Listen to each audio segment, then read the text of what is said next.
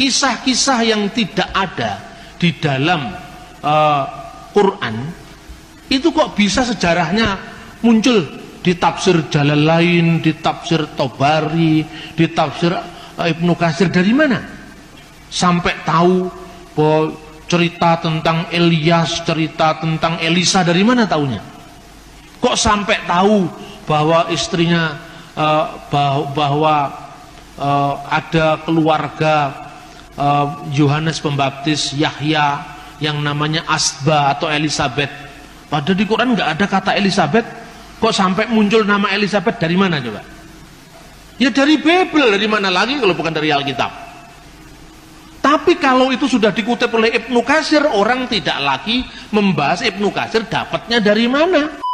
Coba lihat di tafsir-tafsir di umum, ini ada di tafsir At-Tabari, Ibnu Jarir At-Tabari yang judulnya Jami'ul Bayan fi Tafsir Al-Quran, juz sekian, halaman sekian.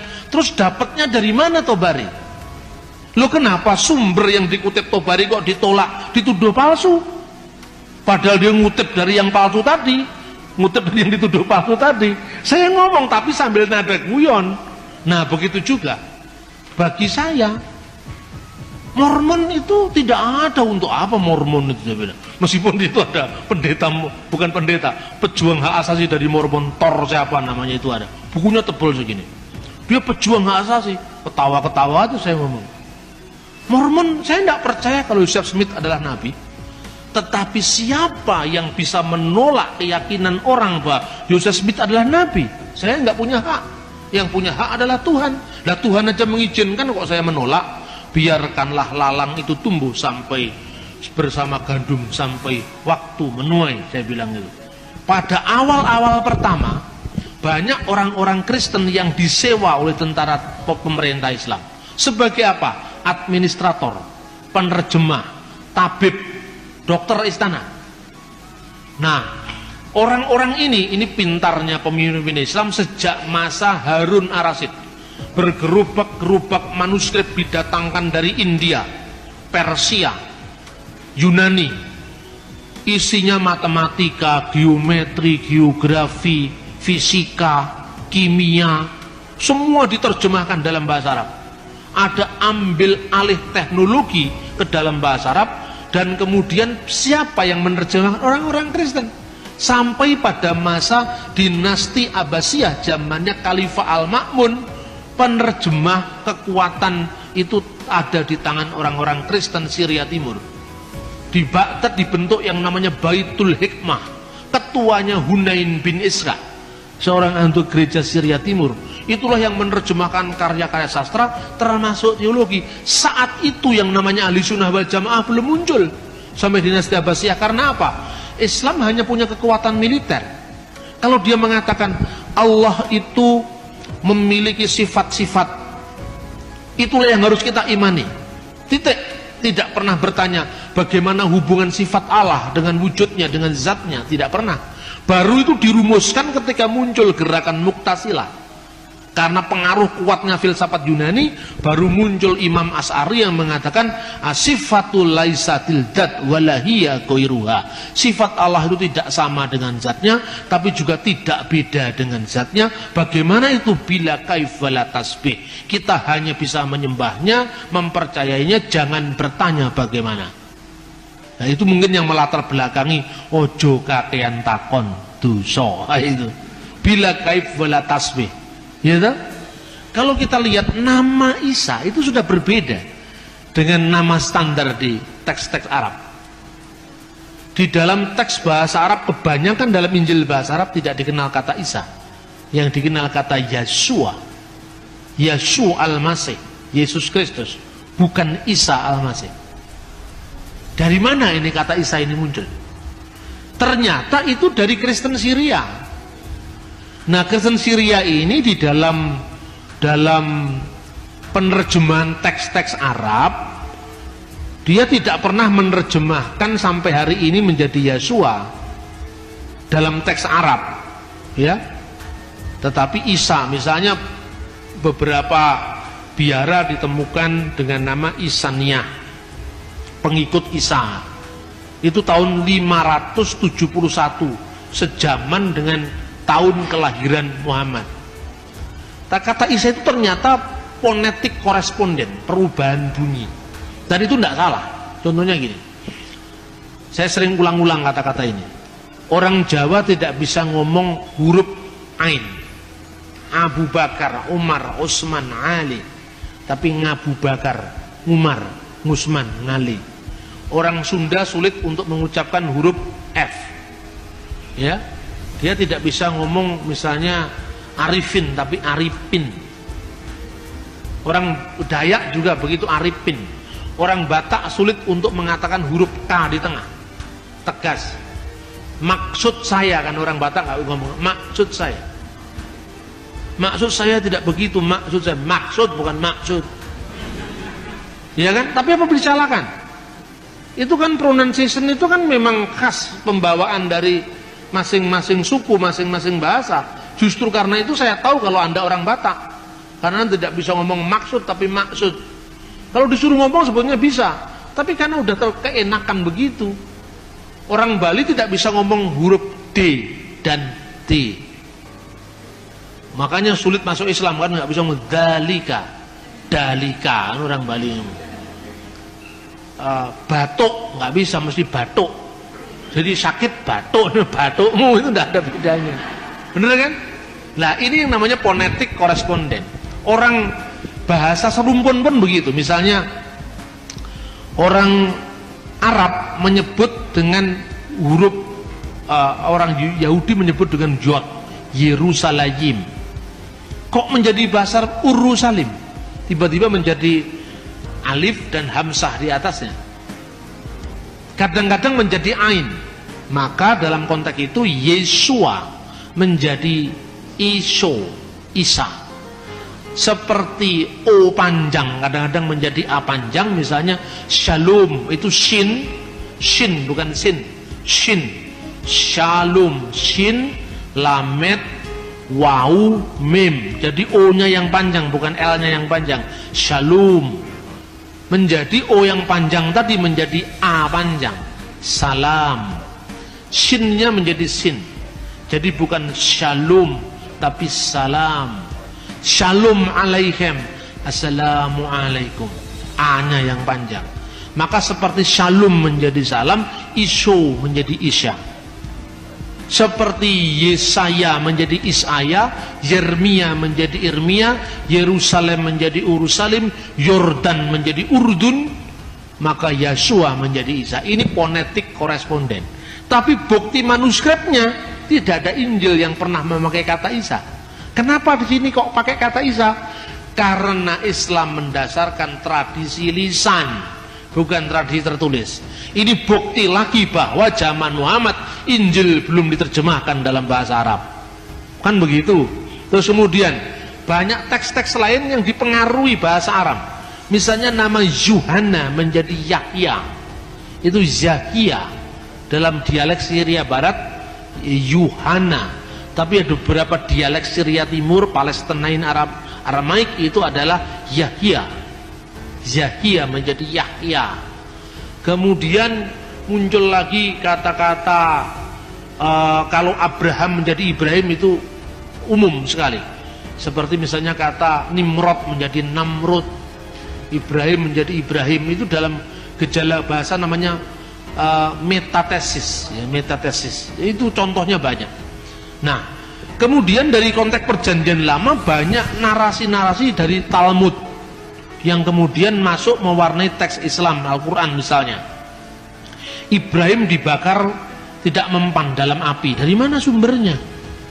Ternyata itu seorang rabi Yahudi abad kedua Masehi, ya, Pirkei Rabi Eliezer menerjemahkan Ur itu Ur menjadi Ur.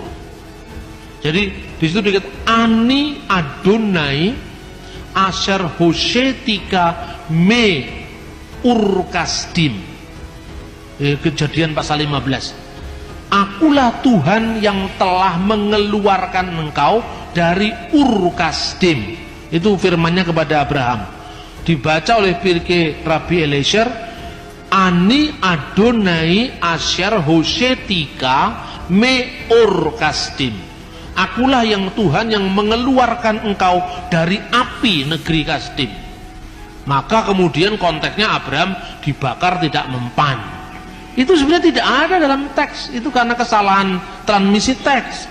Contoh yang lain misalnya, kisah tentang Sulaiman, Salomo yang memasuki Ratu Seba, yang dalam tradisi Yahudi abad kedua ketiga Masehi disebut Bilqis. Kemudian nama itu masuk dalam Al-Quran, Bilqis. Itu kemudian ketika Ratu Seba ini datang ke istananya Salomo, istana itu dibuat tempat duduknya, lantainya dari kaca. Nah, ketika dari kaca, kemudian Ratu Bilqis itu menyibakkan kainnya. Nah, kemudian di dalam cerita legenda sampai Salomo melihat bulu-bulu betisnya. Lah ini tambahan lagi yang pikiran-pikiran keras mendapat tempat di situ. Karena dia menyingkapkan kainnya. Di pikirnya itu adalah air, padahal itu adalah kaca. Nah, sebelumnya itu menggambarkan kehebatan Salomo itu digambarkan. Waktu itu pasukan burung-burung semua menghadap kepada Salomo. Kemudian Salomo ketika melihat memeriksa barisannya, ini dari sebuah komentar kitab Ester, tapi tradisi ekstra kanonik Yahudi, tradisi yang tidak resmi di kalangan Yahudi, yang tersebar dalam bentuk dongeng orang-orang Yahudi di Medina saat itu. Digambarkan bahwa mana semua burung sudah hadir, semua makhluk sudah hadir, kecuali bulbul yang tidak hadir. Nah, di dalam teks tafsir Ester itu sebetulnya disebut ayam jantan yang tidak hadir. Tapi kemudian nggak tahu dalam konteks Al-Quran burung dengan ayam kan mirip. Lalu diartikan di situ bulbul. Bulbul di mana? Sulaiman sangat jengkelnya mau membunuh bulbul itu. Tapi tidak lama kemudian bulbul datang kasih laporan. Di muka bumi ini ada satu kerajaan yang belum tunduk pada Anda, yaitu kerajaan Seba. Ratunya seorang perempuan gini-gini. Nah, kemudian Seba pun akhirnya datang ke situ. Terus kemudian dalam ini menurut Targum Ester, ekstra kanonik. Tapi dalam Al-Quran ditambahi pasukan jin. Nah, Anda teliti bulbul itu kata apa? Pasti bukan bahasa Arab asli. Itu bisa dilacak. Kemungkinan itu beberapa ahli menduga itu dari unsur Ethiopia. Dan kenapa Ethiopia? Ethiopia pernah hubungan intens dengan Islam. Raja Negus al-Asyam itu dari sumber perjanjian lama. Terus kemudian ada fakta-fakta kristologi yang dikaburkan. Zakaria Nabi dalam perjanjian lama dikaburkan dengan Imam Zakaria dalam perjanjian baru, yang adalah bapak dari Yahya Pembaptis, ya kan? Kemudian Miriam dalam perjanjian lama yang saudaranya Harun dan Musa, anaknya Amram. Amram punya anak Musa, Harun dan Miriam kan, dikaburkan dengan Maria perjanjian baru. Sehingga ketika Maria membawa anaknya tanpa menanyakan, tanpa memberitahu siapa bapaknya Yesus itu, ya kan? Itu kemudian ditegur oleh kaumnya, versi surat Maryam, wahai Maryam saudara Harun, ya Maryam ukta Harun. Padahal ini bukan Maryam saudara Harun, ini adalah Maryam ibu Yesus. Kenapa disebut Alu Imran, keluarga Imran? Karena dianggap sama dengan Amram, seperti Abraham menjadi Ibrahim, Amram menjadi Imran. Padahal sebenarnya mestinya Ahlu Daud, keluarga Daud, bukan keluarga Amram. Karena Yesus bukan keturunan imam, Yesus adalah keturunan Yehuda. Nah, ini banyak fakta-fakta yang seperti ini sebetulnya lagi membingungkan. Makanya Hasan menjawab, Maryam disebut saudara Harun, itu Harun yang lain. Yang tempat lain mengatakan, karena di orang Yahudi nama Harun itu nama pasaran. Di tempat lain dikatakan karena dia beriman seperti imannya Nabi Harun. Nah, tapi kalau itu kebetulan, bagaimana kebetulan sampai 2 kali? Kebetulan itu cuma 1 kali. Maryam anaknya Imran dalam surat At-Takrim dan Maryam sudah Harun 2 kali. Ini fakta-fakta sejarah. Kemudian ketika ditanya seperti itu, Yesus dalam kandungan tadi menjawab, akulah nabi. Nah, akulah nabi. Coba teksnya Anda bisa baca pada halaman 12. Diberikan kepadaku Alkitab dan dijadikannya aku seorang nabi dan dijadikannya seorang yang diberkati di mana aku berada, dan diperintahkan aku untuk melaksanakan salat dan membayar zakat selama aku hidup. Di sini kata salat ditulis dengan bisolawat wa zakawat. Tetapi ini kalau dibaca dalam teks standar menurut vokalisasi yang diberikan tradisi Islam. Tapi di sini biasanya kata salat dalam literatur hadis yang lebih mudah ditulis dengan shot lam alif tak marbutoh, bukan waw tapi tak marbutoh. Kenapa di sini solawat bukan solat? Pembacaan lain yang ditawarkan oleh orientalis bukan solawat bacaannya, tetapi selota, karena itu pengaruh bahasa Arab. Begitu juga zakawat, ini bacaan teks Islam, jamak dari kata zakat. Kalau dalam tradisi yang lebih muda, za, kaf, alif, tak marbutah. Kenapa dibuat huruf waw di sini? Karena kemungkinan ini diambil dari bahasa Arab zekota, zekota, waw. Zekota menjadi zakat, zakawat, kemudian selota menjadi solat, solawat. Ini pengaruh bahasa Arab. Nah, tapi itu tesisnya siapa ini namanya, Luxemburg, yang heboh beberapa tahun yang lalu itu. Karena di situ ada kemungkinan besar misalnya bacaan hur itu artinya anggur perjamuan suci. Itu berasal dari surat-surat Mar Ifraim dari Syria. Tapi di situ hur dalam teks Quran diartikan seorang bidadari yang bermata jeli, yang tetap perawan di surga. Nah, yang dikaruniakan kepada hamba-hambaku yang beriman. Tetapi tidak diceritakan yang perempuan dikasih bidadara, tidak ada. Tapi yang laki-laki dikasih bidadari, kan begitu. Nah, ini teksnya seperti itu. Nah, ternyata saudara-saudara, berbicara waktu bayi ini tidak ada dalam tradisi tertulis abad Yesus, tidak pernah ada. Kapan mulai ada? Kan begitu.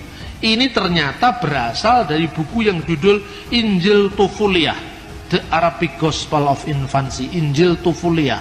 Dan buku ini baru muncul abad ke-7, terjemahan The First Gospel of Infancy dari bahasa Suryani, bahasa Syria, abad ke-4 dan abad ke-5 diterjemahkan dalam bahasa Koptik.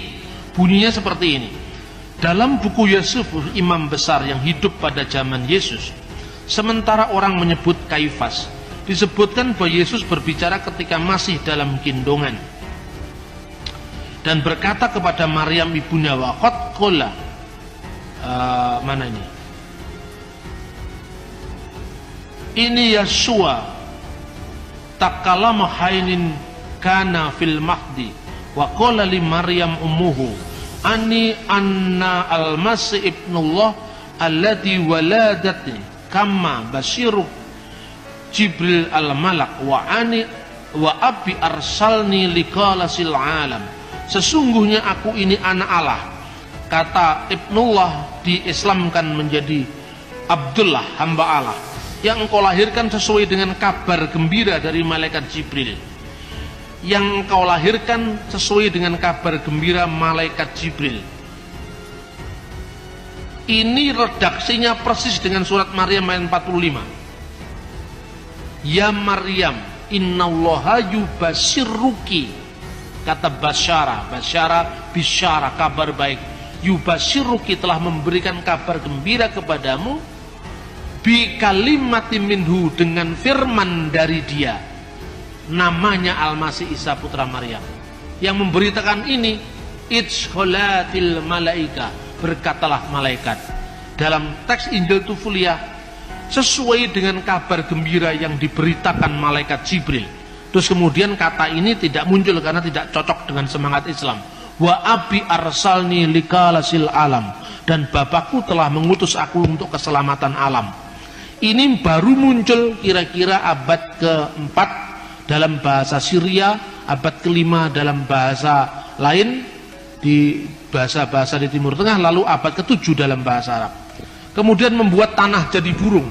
Itu berasal dari Injil Thomas al-Israeli, sering dibaca dengan Bisharat Tuma al-Israeli. Digambarkan Yesus membuat tanah lalu ditiup menjadi burung, 12 burung merpati. Ini kemudian muncul dalam surat Ali Imran ayat 49, ya, surat Al-Maidah ayat 110.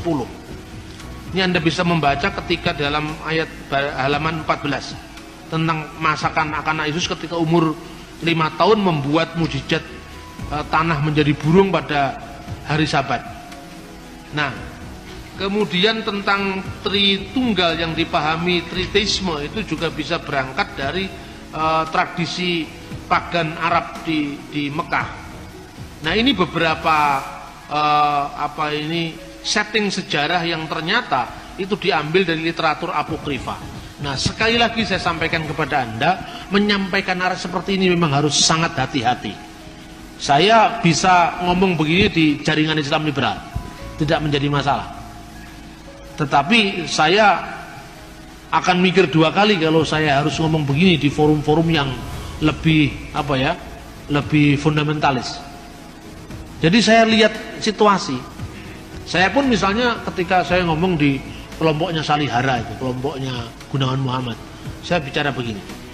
Tidak ada agama yang tidak saling meminjam tradisi agama sebelumnya. Saya memberikan contoh. Contohnya dulu adalah kata sabat dalam bahasa Ibrani. Itu berasal dari kata sabatu bahasa Akadia. Itu konteksnya dengan Dewa Marduk. Nah, tapi setelah saya menguraikan begitu, saya ceritakan. Nah, dalam Islam misalnya, kisah Yesus bicara waktu bayi itu berasal dari buku apokrif. Buku apokrif itu kumpulan legenda-legenda rakyat yang kemudian ditulis pada kira-kira ratusan tahun setelah zaman Yesus. Bisa bicara waktu bayi, membuat mujizat tanah jadi burung dari Injil Thomas. Itu semua orang mendengarkan tuh sampai melongo begini. Nah, lalu pikiran dia, lalu kalau firman itu diartikan out of history, bahkan over history, turun dari langit. Lah bagaimana? Itu kutipan dari dongeng-dongeng rakyat kok turun dari langit. Tapi kalau bagi orang Kristen dan orang Yahudi, wahyu itu kan bukan didikte malaikat. Jadi kalau kata sabat itu paralel dengan kata sabat itu wajar saja. Tidak ada masalah bagi kita. Misalnya Leviatan dalam kitab Ayub, itu kan naga laut artinya. Apa berarti bahwa orang Kristen mengakui tentang eksistensi binatang legendaris tentang naga laut? Tidak. Tetapi itu bahasa sudah diserap menjadi bahasa Ibrani. Aspek mitologinya sudah hilang. Contohnya misalnya Lukas pasal 1 ayat 78. Surya pagi datang dari tempat yang maha tinggi. Anda pernah membayangkan ketika membaca Lukas pasal 1 ayat 79, itu yang Anda bayangkan adalah Betoro Suryo, bapaknya Adipati Karno? Tidak, tapi karena kata surya sudah diserap dalam bahasa Indonesia, sudah mengalami demitologisasi, bukan mitos yang dialihkan tapi bahasa atau istilahnya. Bagi orang Kristen memahami yang seperti tidak terlalu sulit. Karena apa? Wahyu bagi kita tidak turun dari langit, tapi wahyu itu menyejarah. Bagaimana hubungan Injil dengan kebudayaan? Kalau bagi Islam, Quran itu bukan hasil budaya. Kalau Injil, bahasa yang untuk menulis Injil itu hasil budaya, tapi pesan-pesan teologisnya itu dari surga. Surga kan tidak ada bahasa tertentu. Bahasa yang dipakai oleh kitab Injil, Taurat, semua kan bahasa manusia. Terus saya mau tunjukkan bahwa ada kontekstualisasi yang sangat indah antara budaya lokal dengan pesan-pesan ilahi.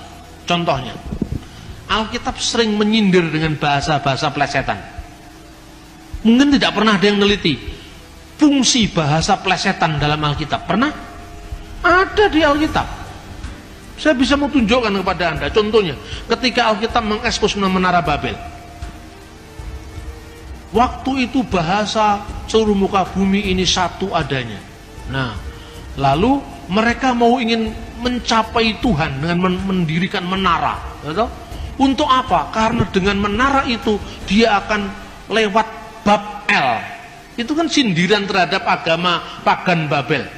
Dengan kekuatan sendiri mau mencapai yang namanya pintu ilahi. Bab itu pintu, L itu ilah, pintu dewa. Nah, manusia sudah membangun menara itu, akhirnya oleh Tuhan diporak-porandakan dengan pluralisme bahasa. Akhirnya mereka kacau balau, bukan Babel yang didapat, tapi Balel yang didapat. Balel itu plesetan dari Babel, artinya kacau balau. Katanya Babel, nyatanya Balel. Katanya mau mencapai pintu ilahi, ternyata kekacauan. Itu kan sama dengan parian bahasa Jawa. Jarine bola kok ireng, jarine sekolah kok meteng. Hubungan antara eng itu ada, LL itu ada, itu sebetulnya ada dalam budaya Alkitab. Ini kan menarik. Ayo, pernah kehabisan bahan untuk ngomong budaya? Tidak pernah, karena Alkitab ini sangat kaya